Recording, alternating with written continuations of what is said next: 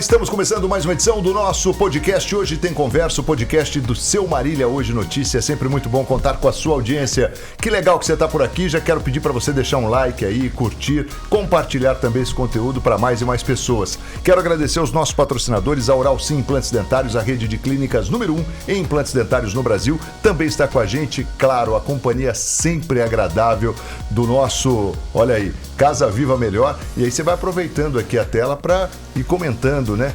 Cliniprev também está com a gente. Está com a gente também a Unimar, a Universidade de Marília. Também conosco o Esmeralda Shopping, o Colégio Água Viva, a Ventilador e Casa.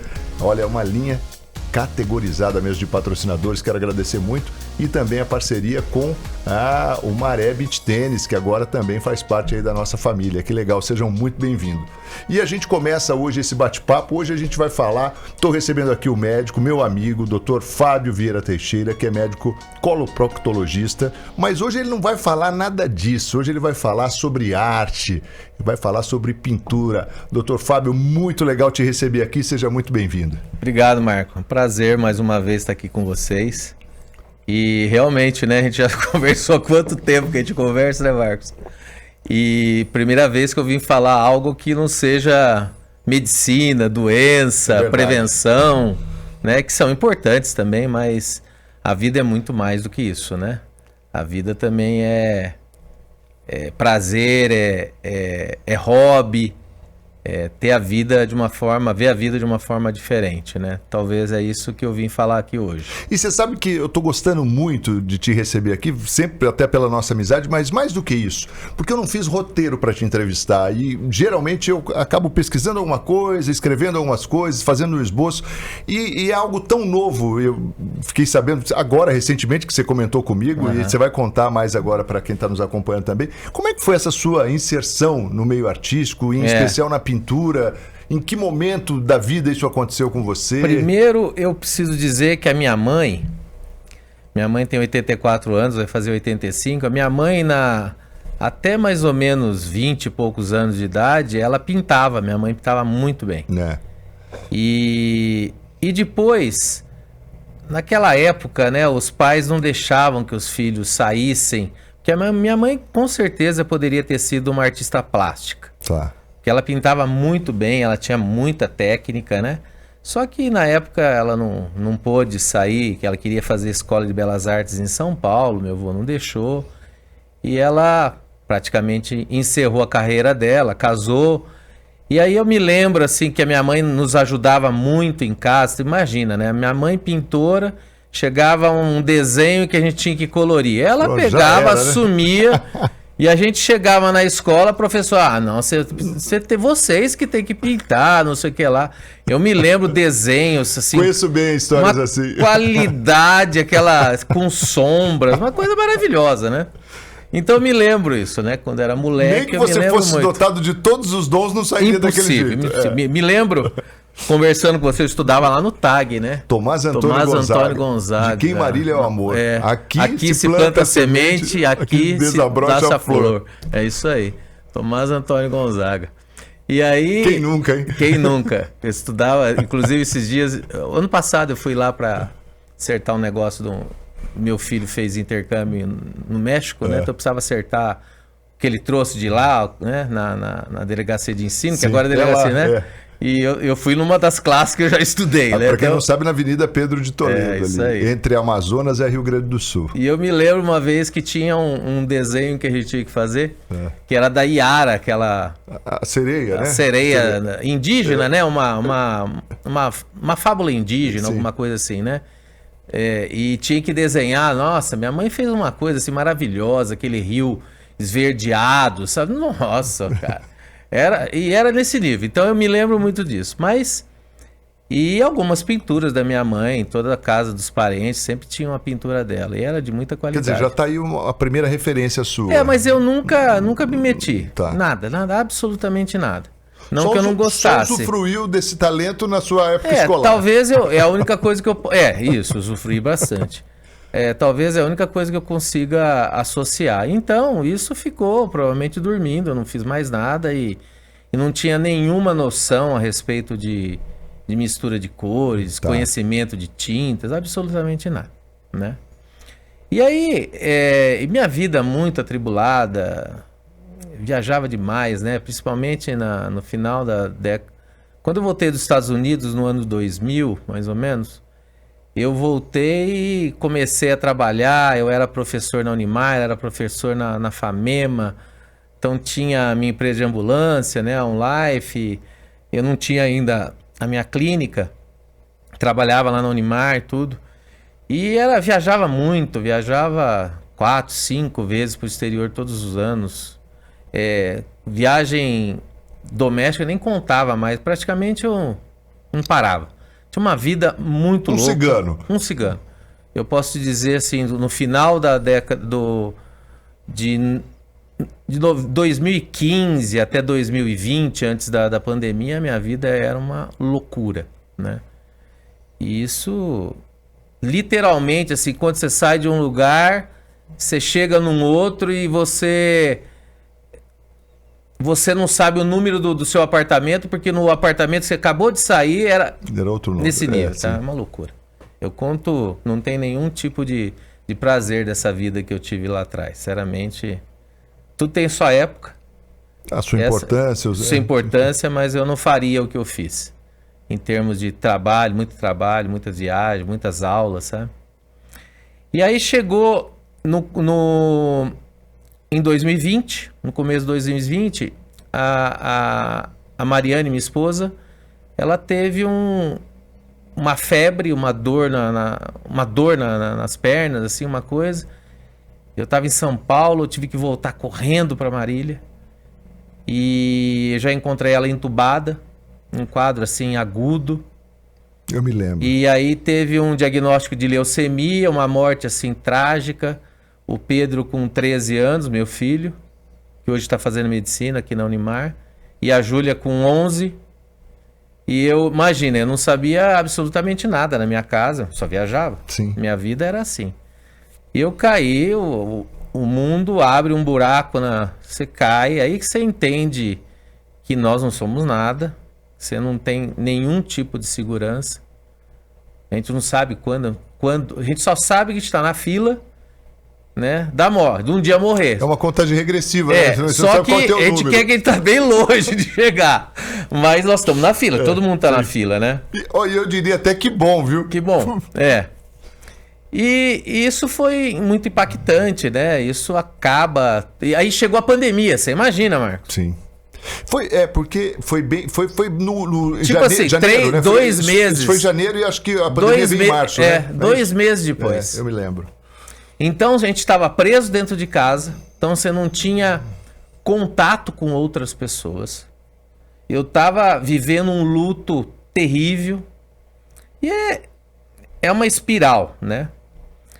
E eu acho que a pintura me salvou, na verdade. Começou ali? Um pouco depois. Porque quando a gente começou a sair de casa, a gente queria começar... Então, eu comecei ali nos anos 2020, né? Eu acredito que foi mais ou menos assim, naquele período que a gente conseguiu sair de casa. Porque depois a pandemia retornou em 21 e foi pior ainda, né? Aí, o que aconteceu? A Júlia, minha filha, tinha 11 anos e o Pedro já tinha outras coisas, ele jogava bola, mas a Júlia não fazia nada, assim, do ponto de vista de atividade, sabe? E aí eu falei pra ela, Júlia, vamos entrar numa aula de pintura, que eu tinha passado lá no Mercadão. Sabe, na frente do Mercadão tem uma escola de pintura ali. Sim. Dentro, né, do Mercadão? Dentro do Mercadão, perto do Irata ali, né? Sim. Eu sempre via aquilo, né? Eu acabei nem indo lá. Eu fui ali no Laércio, Quadros e Quadros ali, né? Do lado da Maia. Sim. Isso, o Laércio, palmeirense também. Amigo meu, E o Laércio, eu tenho coleção de camisa de time, né? Então eu faço muitas camisas, foi o Laércio que enquadrou pra mim, então eu conhecia. E eu fui lá, Deixa eu sabia... fazer uma parte, você não tem do Madureira, não tem? Você sabe que eu vou ter, porque eu fiz uma encomenda. Cara, eu sou apaixonado, eu quero tanto a cana do Madureira. Então vou encomendar para você também. Pode porque eu quero. A do Madureira é maravilhosa. Mas é aquela, a camisa. Aquela antiga, isso. né? A antiga, não, aquela colorida. Isso. Poxa. Porque ela lembra muito do Sampaio Corrêa, que eu do tenho. Sampaio Corrêa, é verdade. Enquadrada, né? A do Sampaio Corrêa é maravilhosa. Cara do céu. Então você vai conseguir Vou conseguir uma para você. Boa. Bom você falar.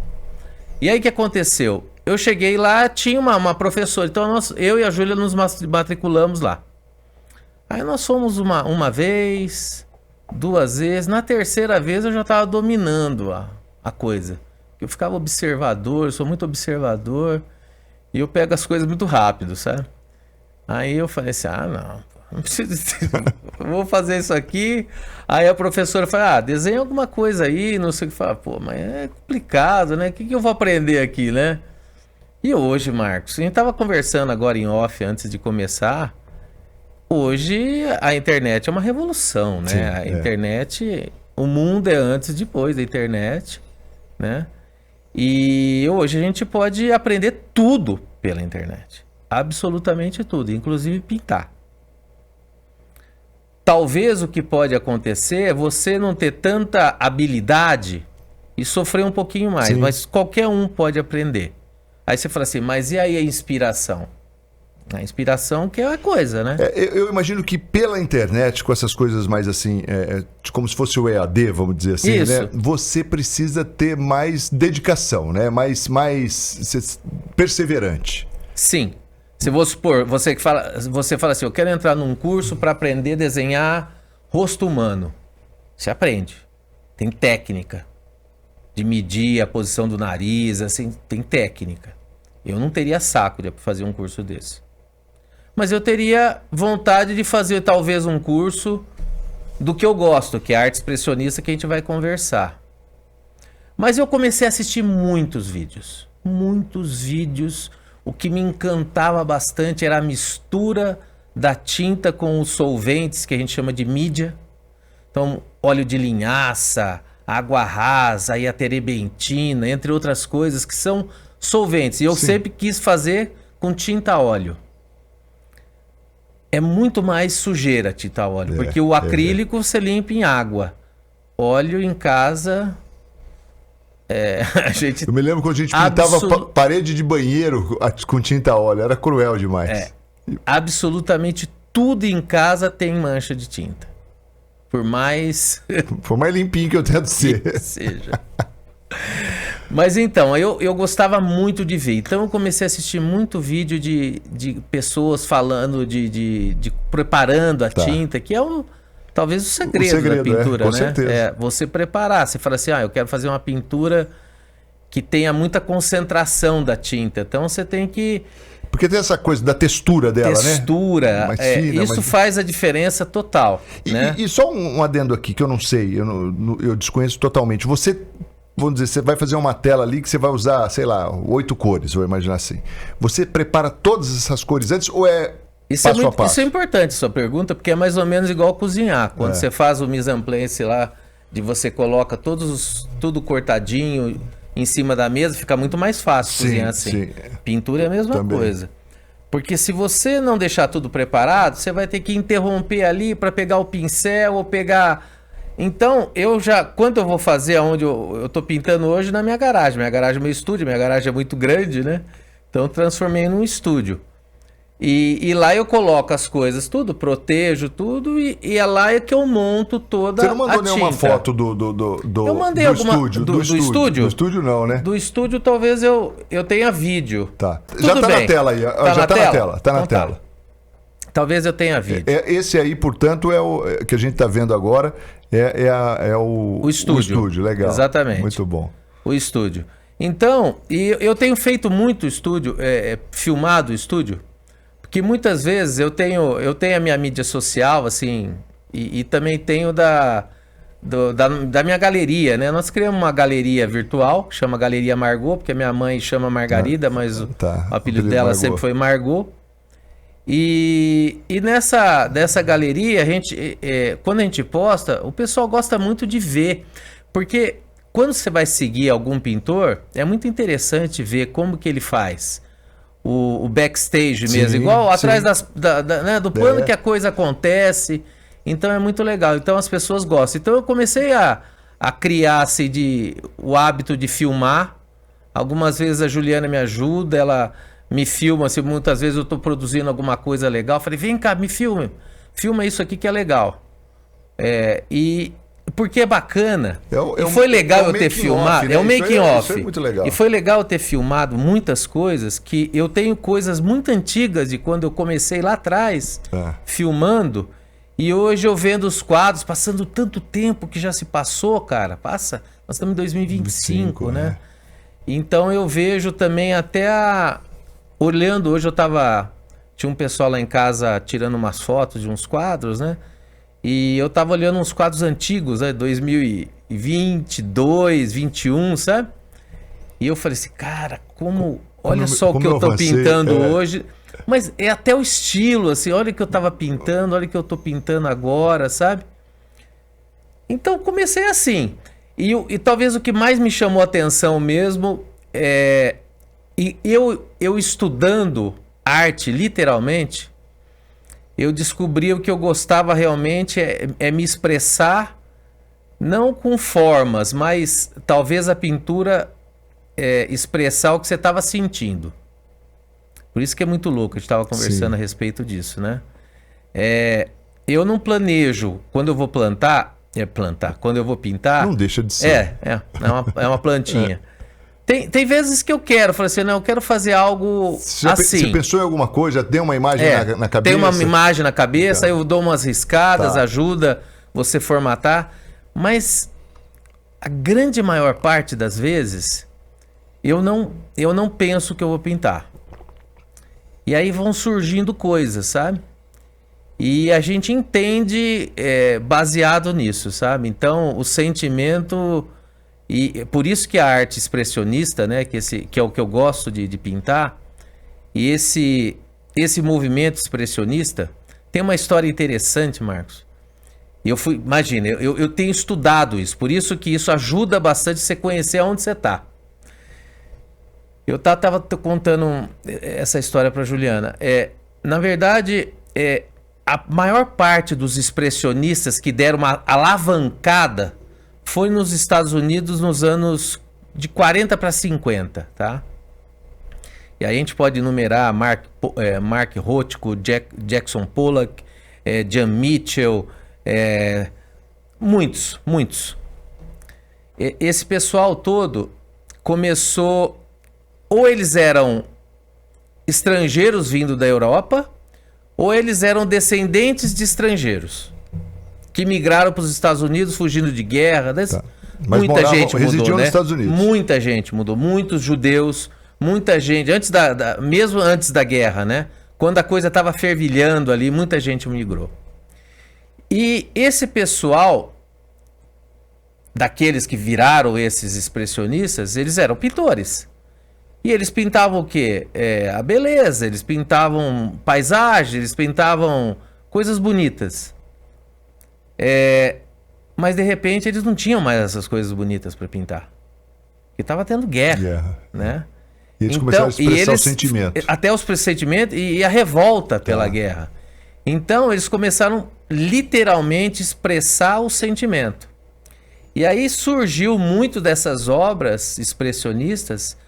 E o expressionismo, para a gente definir bem, você pinta com sentimentos. Então, muita coisa, muita tinta que você joga, muito movimento de tinta que você faz na tela, tem sentimento. Ou é raiva, ou é amor, tem sentimento, tá? E acontece que esses caras começaram a ficar famosos, né? E foi uma revolução.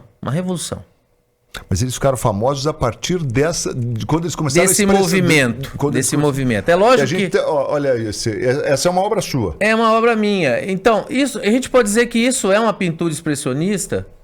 Aí, quando eu pintei, eu não tinha um foco. Depois eu fui analisar o que eu tinha pintado. E no centro ali, nesse círculo que você está vendo, eu acreditei que isso fosse o útero. O útero. E se afastar um pouquinho, dá pra ver uma... Isso é uma pintura de 2022, deve ser... por aí. Dá pra ver mais ou menos o que seria a coluna, tá vendo ali? Sim, sim. Então, tanto que eu chamei essa pintura a maternidade expressionista. E eu tô até rindo aqui quando você mostra isso daqui, porque eu falei... O que você viu aí? Não, a primeira que... Não, mas não foi essa tela. Tem uma outra que eu vi um corpo humano também. Eu vi, inclusive, algo que lembrava o trato urinário, né? A parte das...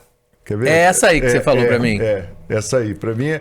E aí eu te perguntei, falei, cara, você tá desenhando o corpo humano aqui? Você falou, não é nada disso e tal. Mas, cara, isso tá muito em você, né? Pela medicina, né? E isso acaba sendo você me falando né? isso, se você me perguntar assim, eu chamei essa pintura, ela não tinha... Isso aí já é uma expressão mais eu quando criei isso aí, eu pus aquelas carinhas embaixo, né? E você vê que tem todas as cores do brasileiro. Então tem o negro, tem o mulato, eles não gostam, agora não pode mais falar de mulato, né? É pardo, não sei. Mas então, é a mistura do branco com o negro. Tem o branco, tem o índio e tem o amarelo. Eu acho que nós temos toda essa gama de Homo sapiens no nosso país, né? E em cima tem algo assim industrial, de cidade, de símbolos, tem um símbolo ali, o Cristo, esse é cristão, exatamente, é o peixe. Eu quis fazer isso, né? Isso lembra quem usava muito desenhos assim era o Miró, Joan Miró, né? Um artista espanhol extremamente conceituado. Enfim, eu chamei essa pintura de o Sapiens Cosmopolitano. Sapiens Cosmopolitano. Então, que tem uma cidade que envolve os Sapiens. Enfim. Muito legal. Essa aí tem uma história. Eu fui, acho que em 99, para a Amazônia. E lá no museu, é um museu a céu aberto, eu não me lembro o nome. Eu sei que tem um observatório muito alto que você sobe uma torre de metal e você fica acima da copa das árvores. Tá. E eu pus eu pintei dessa forma, e esse escorrido do céu é o choro da mata. Sensacional. Lindo, lindo, lindo. Então é isso que eu quis e eu mostrar tô vendo aqui pela tela, dá pra gente ver os detalhes, a textura, né? Que coisa... Cara... É o que eu tava falando pra você da mistura. Meu amigo, você ficou um artista mesmo, plástico, hein? Então, cara, você sabe que quando eu peço pra inteligência artificial analisar minhas obras... O que ela diz? Cara, até parece que eu sou um pintor bom, porque que ela fala que o pintor faz a mistura com pinceladas cilíndricas que mostram profundidade. Eu fiquei olhando aquilo lá e falei... Mas tá mesmo, que tá muito bonito. Então, essa eu já não vou me lembrar, Marcos.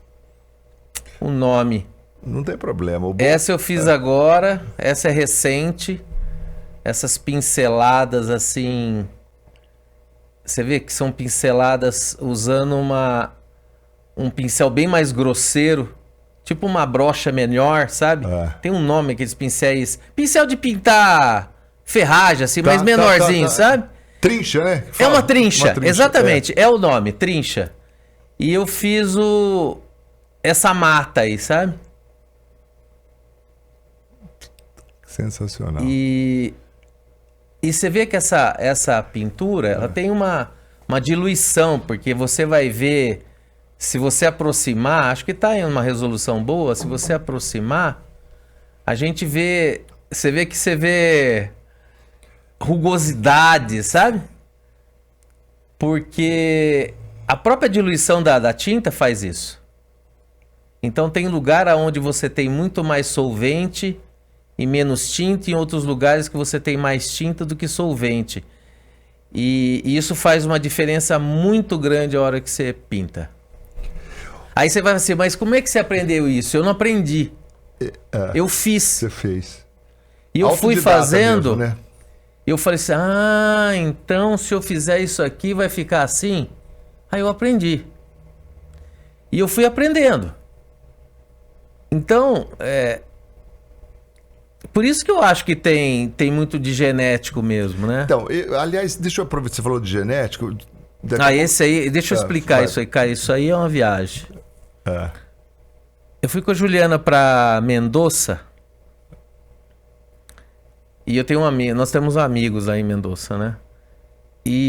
Mas eu fui na Casa Virril, que é o que faz o vinho El Inimigo, que o proprietário chama Alejandro Virril.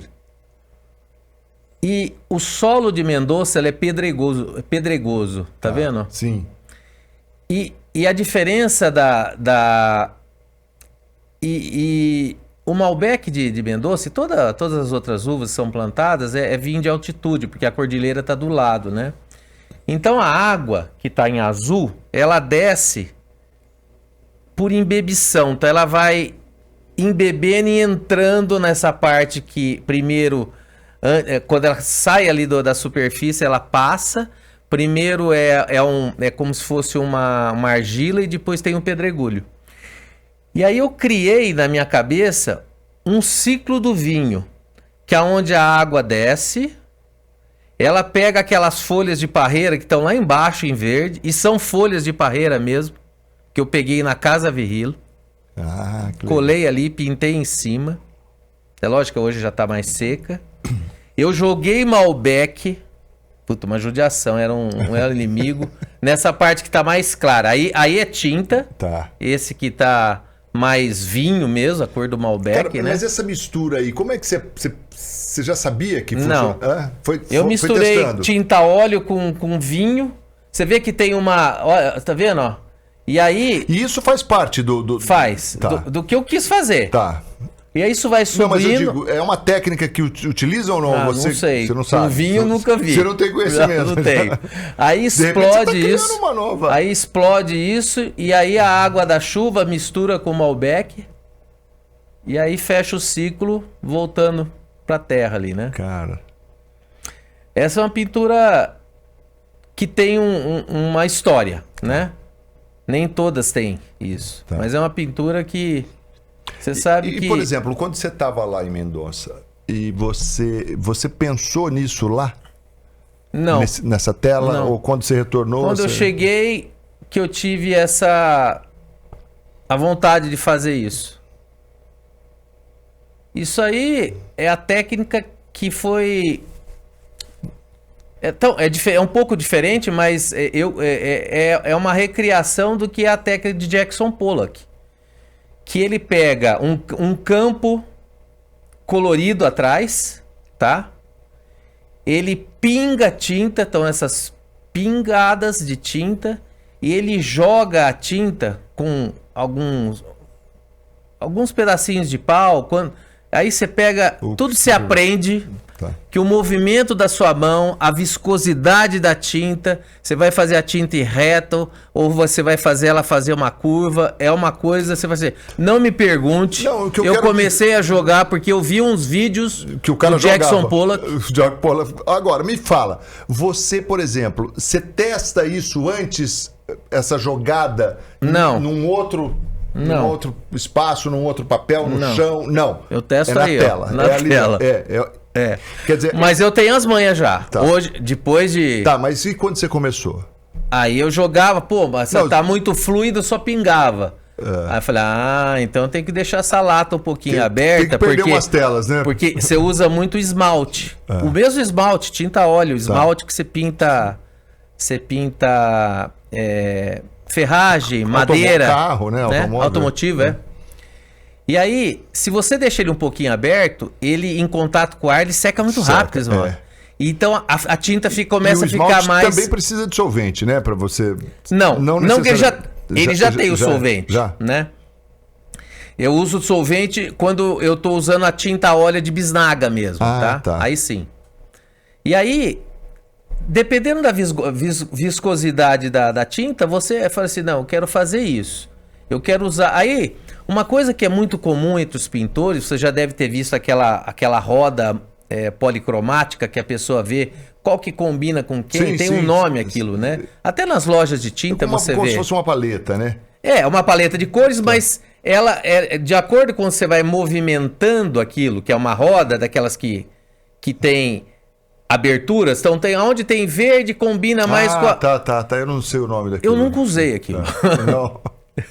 Só que de vez em quando eu olho os quadros que eu gosto e eu falo assim, olha, tá dentro da paleta mesmo, né? Então foi instintivo, né? E por isso que eu falo, eu sou autodidata. Então, isso aí tem uma história também. É uma técnica muito parecida com o que Jackson Pollock, que ele chama de active painting, então a pintura ativa, e o dripping de pingar, né? Dripping. Essa, por exemplo, para mim, quando eu olho, fala de festa e alegria. Perfeito. É a visão que eu tenho dessa Pode tela. ser uma festa e alegria do céu, porque no fundo, o que eu quis mostrar com isso? Eu tive uma aventura... Volta lá.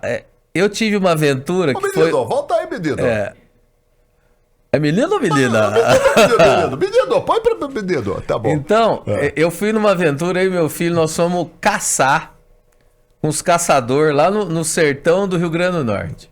Rapaz, coragem. E lá não tem onça, não. Mas os caras caçador de passarinho, enfim. De tatu, mas eles caçam, o cachorro tira o tatu, mas depois ele solta o tatu. Mas eu fui por quê?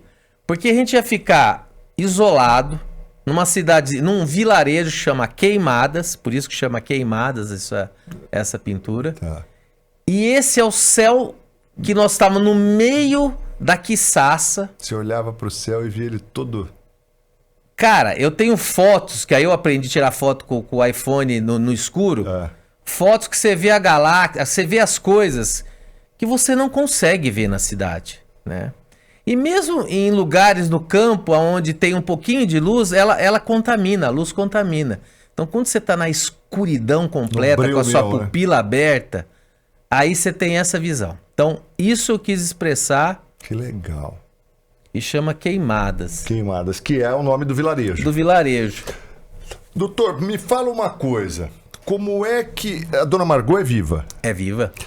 O que ela fala? Que avaliação ela faz do seu trabalho? Cara, quando a minha mãe falou que gostava de muitos quadros meus que estavam maravilhosos, eu gostei. Lógico que mãe é mãe, né? Sim. Mas ela fala, isso aqui eu gosto. Mas como artista, eu tenho certeza que ela tem um tom crítico, né? Ela gosta. Ela gosta de muito. Esse quadro mesmo ela gosta. Ela gosta muito dessas combinações de cores. Isso aí eu chamo de o pavão escondido. Se você olhar, tem uma ave em pé, né? Tá vendo? O bico ali. Sim, tô vendo. Mas eu não pintei isso. Não pintou isso. Eu não pintei isso. Eu comecei a pintar, aí eu olhei assim, pô, isso aqui tá parecendo um pavão.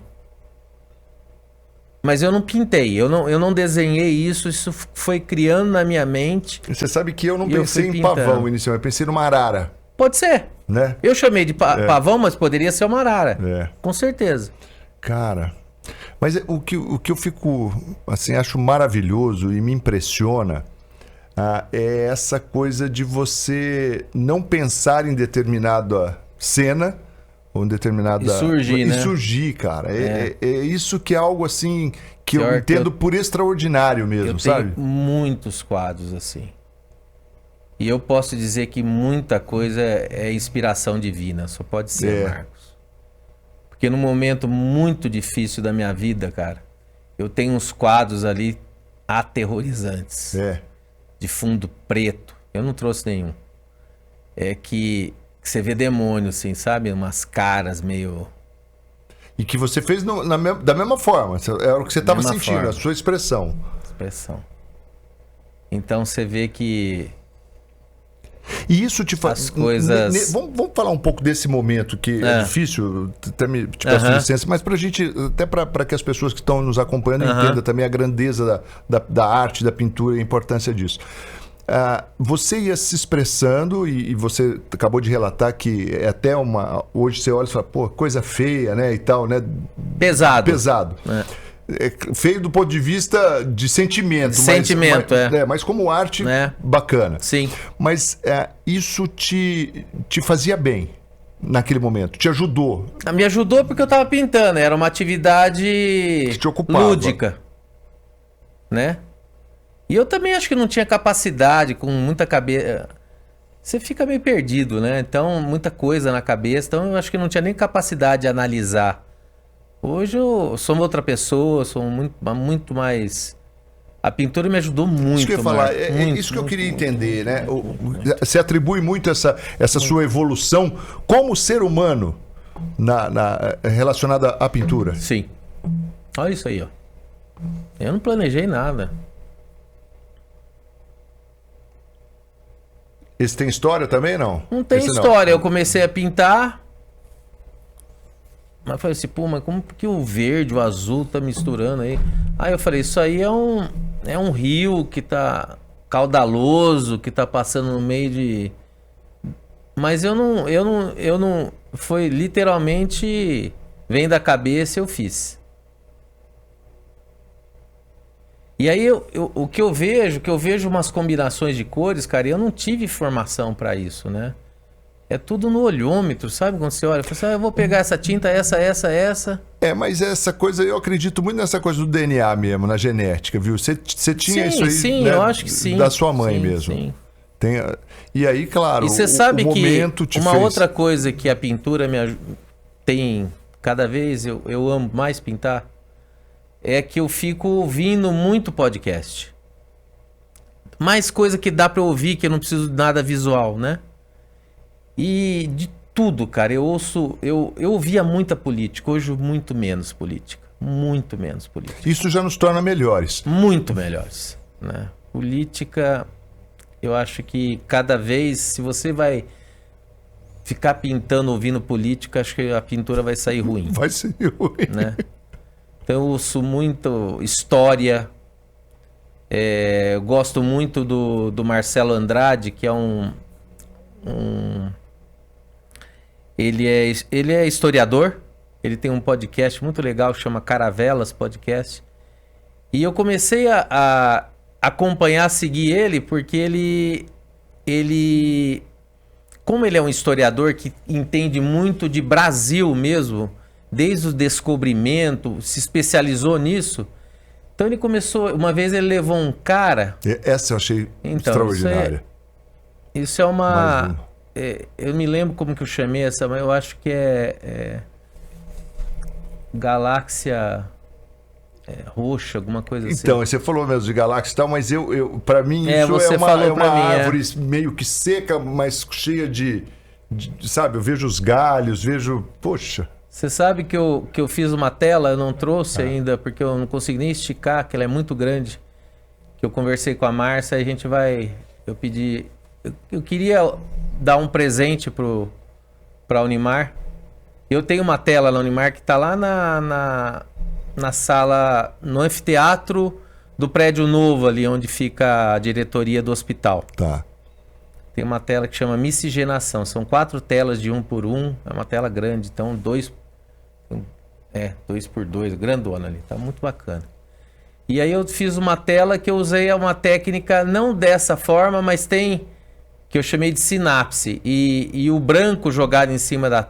Imagina um fundo assim, que tem amarelo, meio rosado, misturado com vermelho, que me lembrou muito que seria aquelas placas de...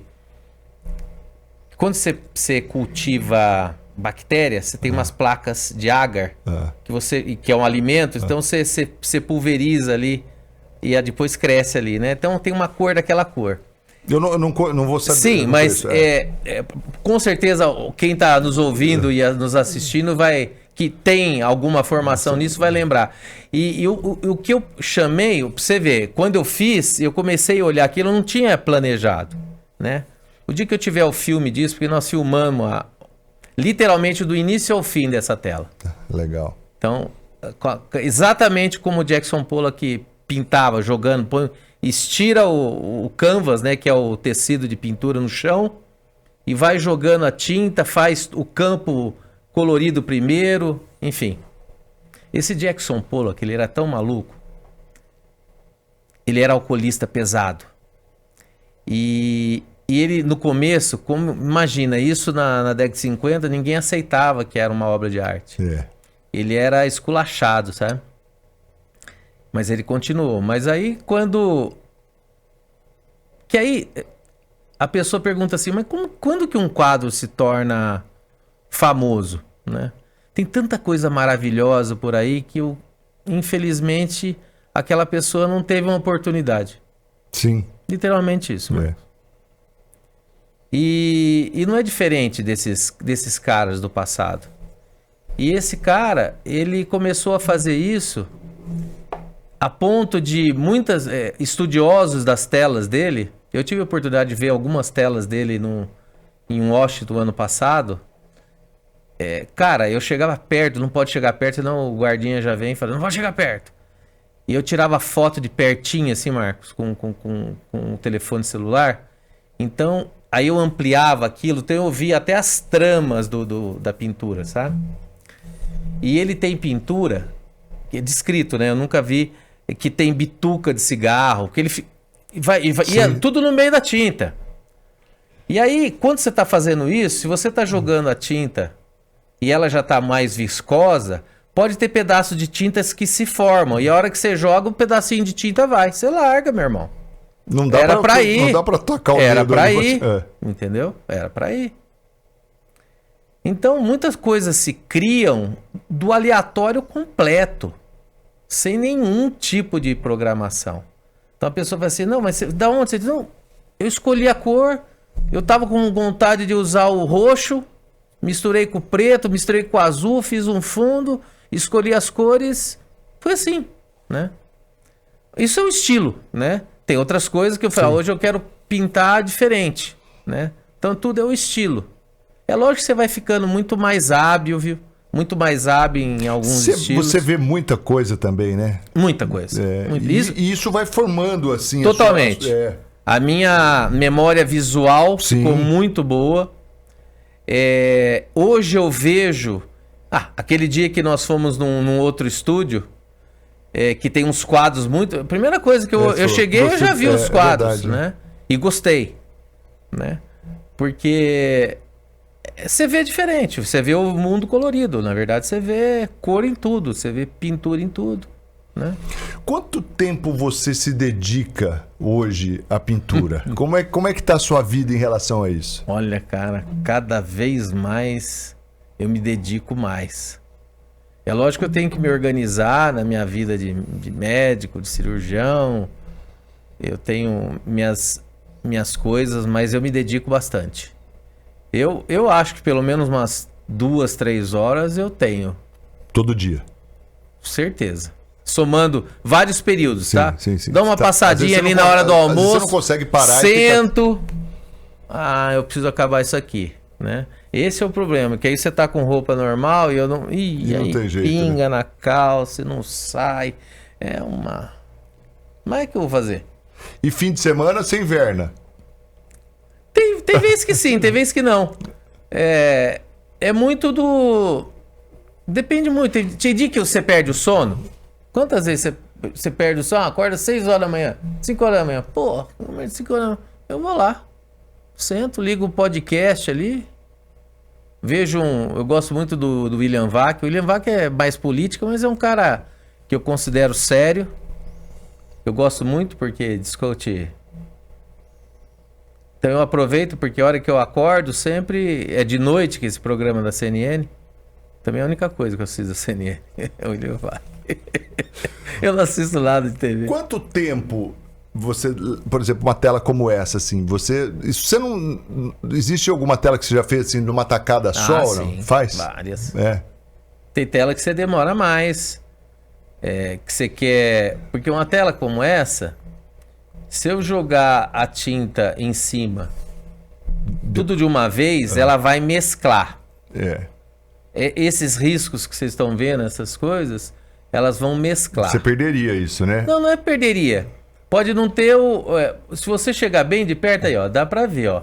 Tem lugares aí que esse laranjado caiu em cima do amarelo, que embaixo tem o branco. Sim, Lembra, é uma coisa fluida. E é interessante, se você fizer com essa tinta líquida, que não secou, bem fluida, né? Você tirar uma foto, no outro dia de manhã ela é diferente. Porque essa tinta vai misturar e até o solvente secar ali, vai ficar com uma cara diferente. É interessante. Eu tô vendo as formas aí, porque até quando a gente amplia assim, dá pra gente descobrir algumas formas que foram aleatórias, né? Foram feitas... Aleatórias. É lógico que eu sei como fazer um pingo maior, como um pingo menor. Se você vê que esse laranjado, ele tá muito mais fluido, que você não vê risco de laranjado. Você vê o branco já tá muito mais viscoso, que você vê bastante... branco, o preto também, né? Tem preto também. O preto tem algumas... E você vê que ele mistura com o fundo, que é meio... um azul meio roxo, né? Misturado. Acho que você jogou até um rosa aí nesse azul. Como se fosse um rosa, E você vê que o preto, agora que ele aproximou, que eu consegui ver o preto legal. Ele é escuro, então ele dá um contraste com o outro azul, com o roxo, né? Então, Marcos, essas coisas assim, no museu, cara, quando você tem a oportunidade de ver uns caras como Jackson Pollock, como Mark Rothko, cara. Mark Rothko, vou contar a história desse cara. Ele é um descendente de russos que os pais migraram para os Estados Unidos, para Nova York. Um cara muito depressivo, desde muito novo. E ele começou a pintar, ninguém sabe como que ele diluía a tinta. Só que ele fazia campos, imagina um retângulo pintado de uma cor só, vamos imaginar um marrom, e aí ele fazia um outro retângulo sobre esse marrom, só que as bordas desses retângulos sobre o outro, ela meio que se fundia com esse marrom, porque a tinta era diluída. Não dá para explicar, você tem que ver de perto um quadro desse, sabe? Esse cara, ele se tornou um dos gênios da arte expressionista. Mark Rothko. R-O-T-H-O-K. Rothko. Mark Rothko. Esse cara, quando ele já estava muito famoso, ele já estava ganhando dinheiro em Nova York, o Four Seasons fez um edifício em Nova York, que eu nem sei se existe ainda, e chamou o Mark Rothko para fazer os quadros de decoração do lugar onde seria o restaurante principal. E ele, meio com aquela cabeça de comunista, né? Proletário, ele falou assim, esses caras pagaram para ele 45 mil dólares, isso nos anos 50. Você imagina quanto que era. Para ele fazer não sei quantos painéis. E ele fez. Só que ele fez... Tudo ele vermelho. Podia escolher. Tudo vermelho. Ele podia escolher o que ele quisesse. Não é nem vermelho, porque quando eu fui para Londres, a última vez que eu fui para Londres, eu morei em Londres, hein? Mas quando eu fui para Londres, já faz aí uns 15 anos, eu fui na Tate Modern Gallery, que é uma das poucas coisas que é gratuito para entrar em Londres, e não fui nesse lugar, porque eu não sabia nada de arte, então eu não queria saber. Né? Mas enfim, voltando ao Mark Rothko, ele fez e decorou o lugar. Só que ele fez uma cor, meio bordô, uma cor escura com marrom, estilo do Mark Rothko. E ele fez tudo aquilo daquela cor porque ele queria impactar as pessoas que estavam lá para elas se sentirem bem baixas, bem pequenas, claustrofóbicas e pequenas. Olha o que o cara pensou. Loucura, hein? Tá? Mas ele foi na inauguração e chegou lá, então aquela só milionário, Four Seasons Sim, em Nova pra York, apresentar, milionário, e aquele champanhe, os caras correndo, aquele balbúrdia, barulho, que não tinha nada daquilo que ele pensou para aqueles quadros. No outro dia ele rescindiu o contrato, devolveu o dinheiro e fez os caras entregar não sei quantas telas imensas de 3x2, umas telas muito loucas. Entregaram, ele guardou tudo num galpão que ele já tinha dinheiro nessa época e já tinha até lugar para guardar. Isso é um problema também, eu não tenho lugar, hoje não tem lugar para guardar. Resumidamente, ele ficou com aquilo lá há muito tempo. Não vendeu para ninguém, perdeu ele a tirou fortuna, de lá, tirou de lá. Aí um dia ele fez contato com a Tate Gallery em Londres e falou assim, ó, seguinte, ele já era famoso, eu tenho tantas telas e eu quero doar para vocês, só que eu só vou doar se vocês fizerem um projeto dessa forma, não pode ter janela dentro do lugar, porque a luz interfere com o que a pessoa vai ver. Ele exigiu um monte de coisa e a Tate aceitou. Fez o espaço. Fez o espaço e mandou o croquis e as fotos do lugar e ele aprovou. Muito bem. Ele pôs no navio e mandou para Londres. Na noite que aquilo chegou em Londres, ele deu um tiro na cabeça e se matou em Nova York. Tá brincando. Essa é a história do Marco Rothko. Que loucura. E hoje esse lugar chama A Capela, The Chapel, que é onde tem essa exposição do Marco Rothko lá dentro. E você conhece lá, não? Não fui. Eu não fui. Mas você buscou algum relato das pessoas? Sim, não, lógico, eu sei tudo. É maravilhoso. É um templo. Tá. De Marco Rothko. Mas elas sentem, será aquilo que ele esperava? Cara, as pessoas que falam sentem exatamente aquilo que ele esperava. Pelo impacto da cor que ele pôs, assim. Acho que tem uma configuração meio octogonal, alguma coisa assim, sabe? Tá. É uma coisa assim impressionante. Então, esse é um gênio. É um gênio. Tem uma pintora que chama Joan Mitchell, que eu amo essa mulher. Ela usa muito pintura com a trincha.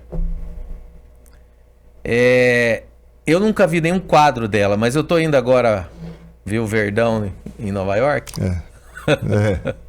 Quem tem um time que joga uma Copa dessa tem que aproveitar. E aí, nós vamos... Eu já tenho, lógico, eu vou no MoMA, porque eu já fui em Nova York algumas vezes e nunca fui no MoMA. E tá tudo no Museu de Arte Moderna de Nova York, né? Então eu vou me deleitar com a arte expressionista. Vai voltar um raio na trincha. Você sabe que essa Joan Mitchell é uma das pessoas que eu... Nossa, ela é maravilhosa, cara. Umas coisas assim... Que você olha assim... É tudo tela grande, sabe? O expressionismo, quando a pessoa faz assim... Quanto maior a tela, é onde você consegue expressar aquilo. Mais, né? Então não é uma coisa impressionista, mesmo, onde você vê detalhes, uma paisagem. É diferente, né? São artes diferentes. Não é para impressionar, né? É para manifestar a expressão. Manifestar a expressão. Exatamente isso. Né? Ô, doutor, e aí isso economicamente falando, né? Como é que você tem essa... A Juliana sempre fala isso para mim. Fala, pô, Fábio, nós temos que vender uns quadros. Ou você é aquele artista que não quer vender, são tudo filhotinho, você tá guardando, você não. Na minha casa eu tenho muitos quadros meus, lógico. E eu tenho uns amigos que eu já vendi, muitos médicos, né? Todos médicos. E eu tenho feito algo, Marco, que talvez me dê mais prazer do que vender. Lógico, eu já vendi alguns. Talvez uns 10, talvez. Quem sabe agora com a minha galeria, né? galeriamargot.com.br. Então, ó, já tá na tela aí, Galeria Margot, né? .com.br. Já tá online. E aí, se a pessoa clicar aí agora, ela já vai entrar lá. Vai. Já vai tá ver funcionando. As obras. Que legal. Tá. É lógico que a gente tá alimentando ainda, né? Faz poucos dias aí, a gente tá alimentando com os quadros. Mas voltando nisso, o ano passado... foi ano passado, eu e mais alguns amigos também dessa área de doença inflamatória intestinal, nos reunimos e falamos assim, vamos fazer um congresso nosso que não tem nenhum envolvimento da indústria, que nós que vamos organizar tudo. Cada um paga a sua viagem, o seu hotel. A gente aluga um lugar e faz o negócio. Aí um colega de Salvador, o Ramon, que é um dos maiores ícones da cirurgia robótica do Brasil, Ramon, ele falou, então vamos fazer em Salvador. Juntamos uma galera lá, fomos tudo para Salvador. Só que antes, eu falei, Ramon, eu tive uma ideia. Por isso que eu falo que muitas coisas são divinas, sabe? Eu tive uma ideia, falei assim, Ramon, você tem alguma obra social que você ajuda? Assim, o Fábio, eu ajudo da Irmã Dulce. Falei, então eu vou levar uma tela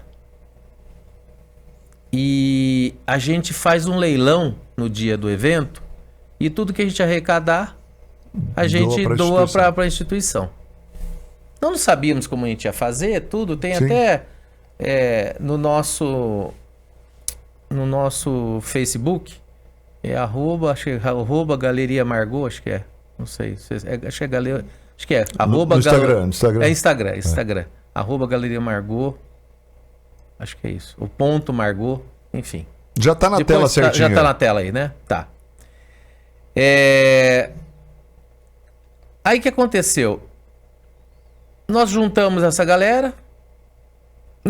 Depois que acabou o congresso, a gente já tinha falado pra galera, falou, pessoal, no final a gente vai distribuir uns papeizinhos para que a gente possa fazer um sorteio. Um sorteio não, um leilão, cada um dá um lance. Pensa aí no quem gostaria de ter essa tela.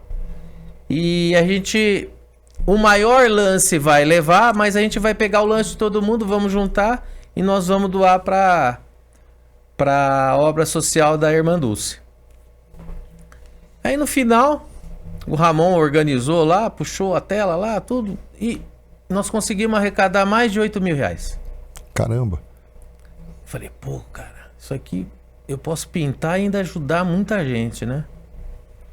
Aí nós fizemos, recentemente agora, nós fizemos um em Curitiba, no mesmo estilo, arrecadamos mais de 6 mil. E agora também nós fizemos em Campinas, agora em abril. Não, abril não.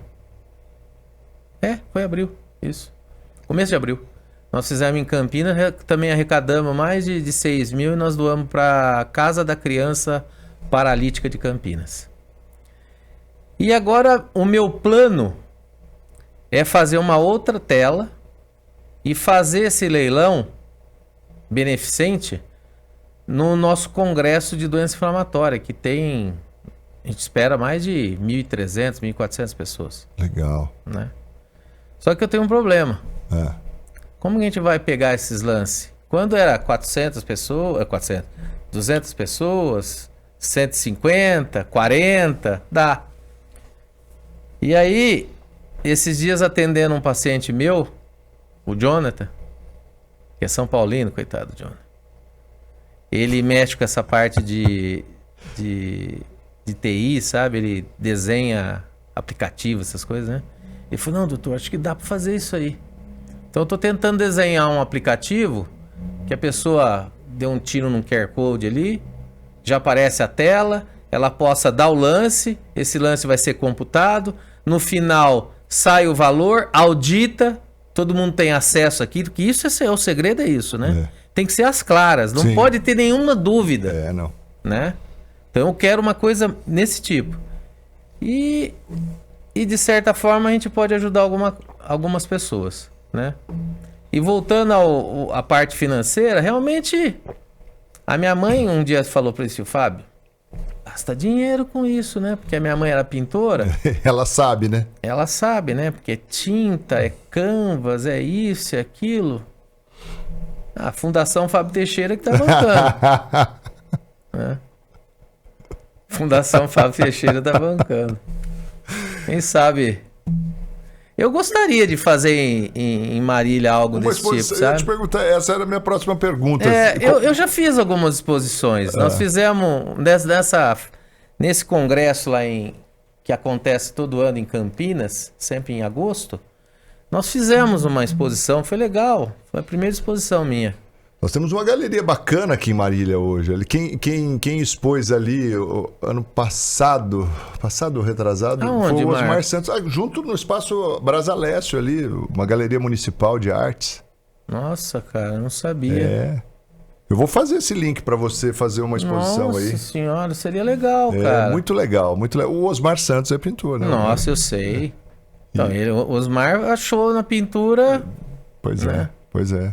Judiação, Osmar, né, cara? Amigo, muito bom. Uma fera. Bateu a cabeça onde não podia bater, né? O justo lugar que ele não podia bater. Mas é... É. É isso aí, meu amigo. Eu quero te agradecer muitíssimo por ter vindo aqui. Quero convidar você que está nos acompanhando e ficou até o final. Não deixe de acessar aí, o site está aí aparecendo, da Galeria Virtual. Você pode... Dá para adquirir ou é só para visitar? Não, dá para adquirir. Tem... A Juliana, que é a coordenadora, aí divide lá, faz qualquer negócio ali. Curadora. Curadora. É, curadora, isso aí. Doutor, mas muito obrigado mesmo. Parabéns, cara. Eu já era seu fã como médico e agora sou muito mais fã como artista plástico. Parabéns, viu? Obrigado, Marcos. Realmente, acho que a pintura é uma parte hoje muito importante da minha vida. Muito importante. Que legal. A gente fica muito feliz de ter você aqui compartilhando um pouco da sua vida, da sua história e dessa imersão sua aí no mundo das artes, muito legal, e que sirva de inspiração aí também, porque tem muita gente que de repente tem o dom, existe essa necessidade, só não deu o start, mete a cara, é isso aí, mistura a tinta e vai pra tela. Isso aí. É isso aí. Obrigado, doutor. Grande abraço. Obrigado, gente. E a você, obrigado pela participação, por ter ficado com a gente aqui. Compartilha para geral, vai lá, acessa também o site da Galeria Virtual, é a Galeria Margot. Então, vai muito legal, vale a pena você conhecer todas essas telas aí, tá bom? E a gente se fala logo mais numa outra oportunidade aqui no Hoje Tem Conversa, o podcast do seu Marília Hoje Notícias. Tchau.